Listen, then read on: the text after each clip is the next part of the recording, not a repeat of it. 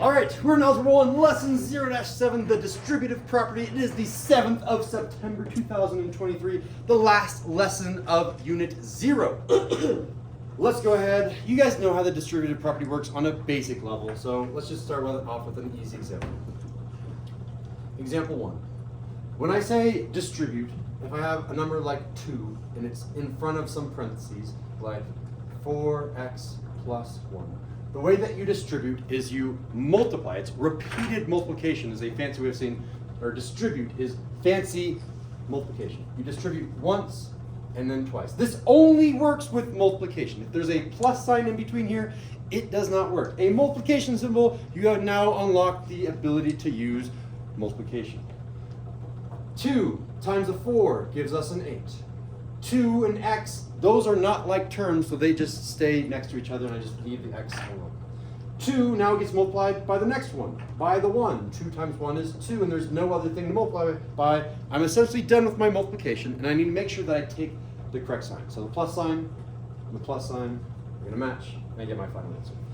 This and this are the same thing. If I want to go forward, it's called distributing. Eventually, in a future unit, you guys have already done this last year, we will go backwards and we will factor. You should be able to go backwards from here back to here as well. But for today, we're just going forwards. 2 gets multiplied by 4 to get 8. 2 times 1 is 2.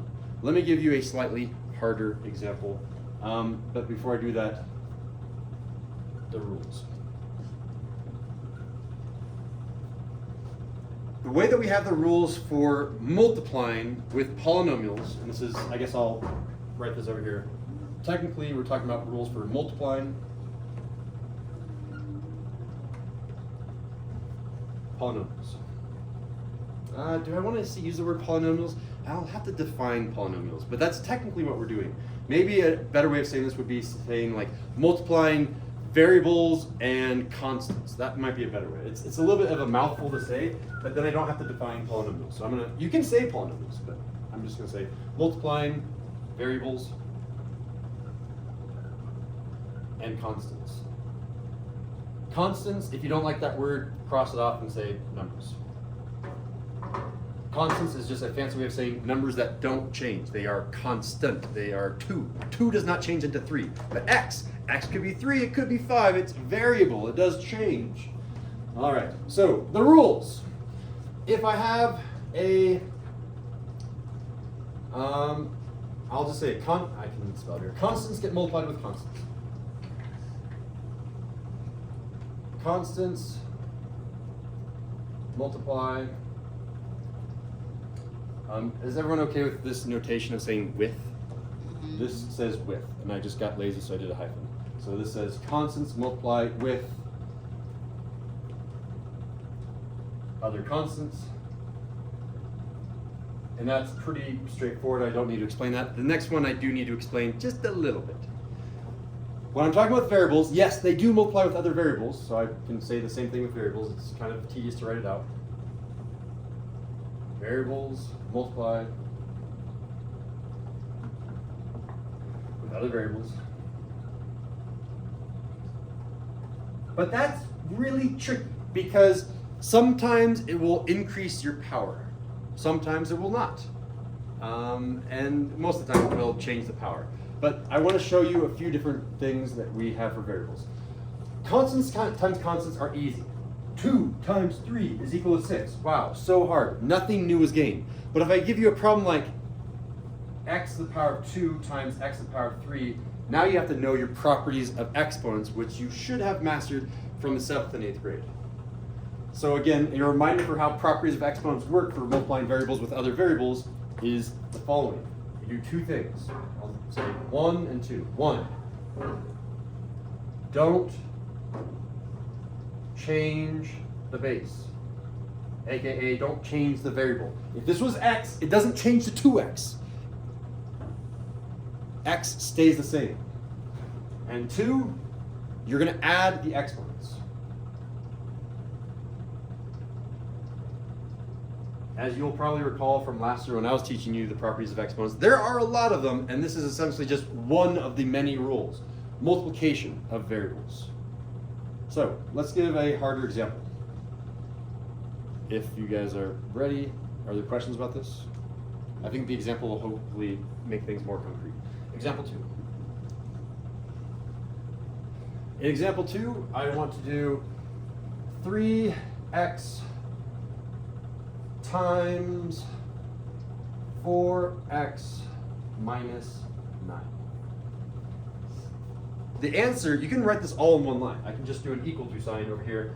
I kind of stay away from equal to signs just to make sure that people realize these are expressions. This is an expression until you see an equal to sign. So I'm going to do, and just simplify this underneath. Again, you're going to distribute. You're going to distribute 3x into the 4x, 3x into the negative 9. So the way that we annotate that is we have a line going into each of those terms from the 3x. That's the way of showing your work, saying, Mr. Sindel, look, I'm distributing. All right, so again, constants multiply with other constants. And technically, there's a new name when you have a number in front of a variable. Do you guys know it? It's a name that I did teach last year. We'll see how well you guys remember this. What is the name for a number in front of a variable? Function. Not a function. Starts with a C? Constant. Duh. No. Coefficient. Oh. I knew it. I just didn't know it. Exactly you say. When you have a constant in front of a variable, it is called a coefficient. So essentially, I'm multiplying my coefficient with this other coefficient. This number with this other number. So the 3 and 4 get multiplied. You guys all shout out. 12.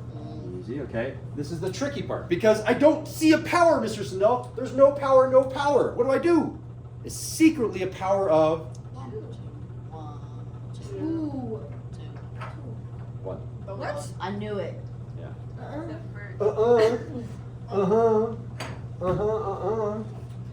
It's secretly a power of 1. If you don't see any power, you assume 1. So if you want to add that to your notes somewhere else, you can. I just want to say it out loud and be done with it. If you need to explicitly write it down, write it down.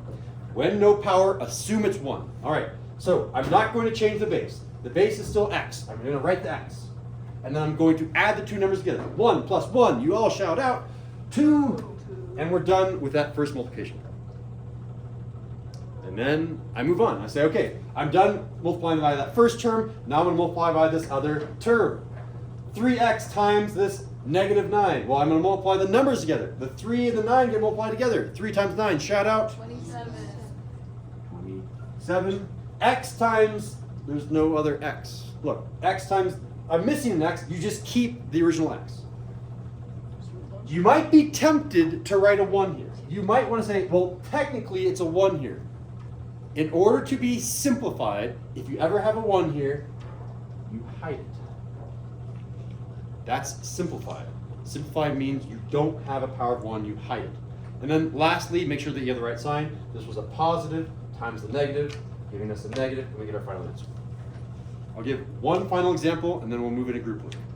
Ask questions about number 2. Example 2.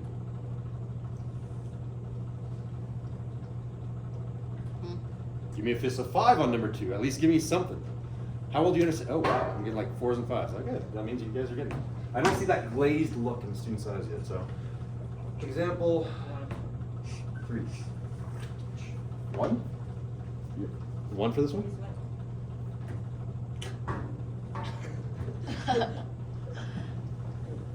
All right.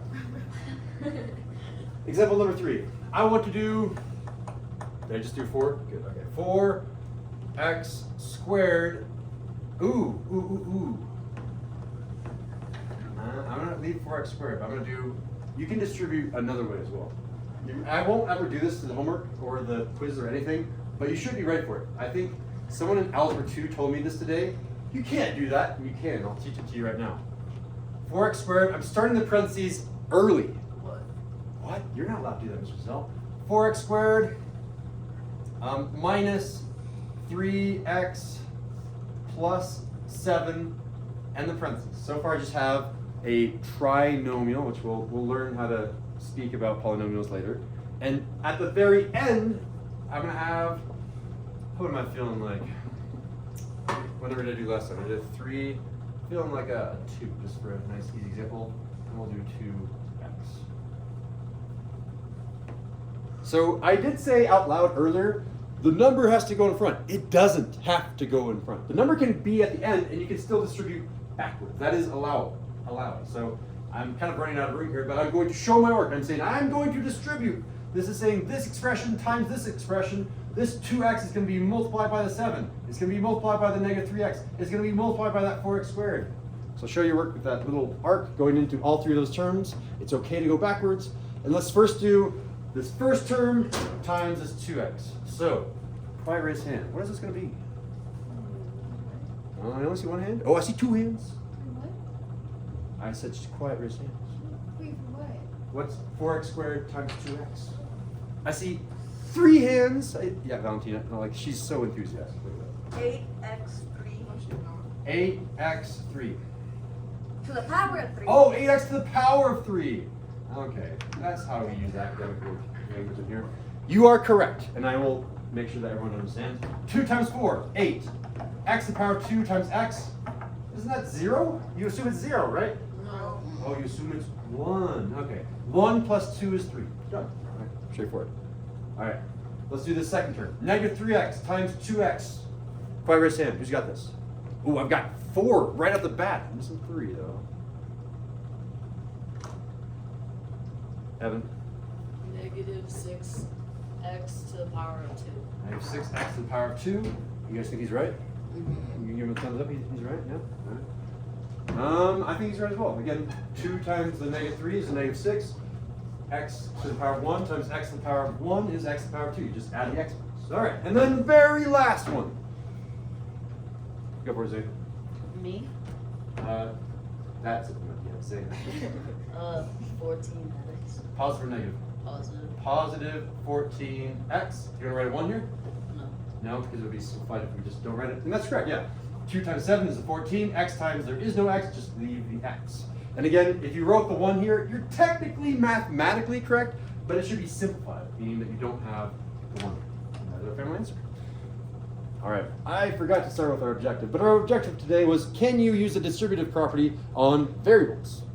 There it is. How well do you think you can use the distributive property on variable expressions like these? Fist of 5, let's see. I got a 4, a 5, a 5, a 4.5. 4. When you go like that, I don't know if that's like 4.5. Okay, 4.5, a 5, a 4. Is that a 4.5? Okay, 4.5. Very nice.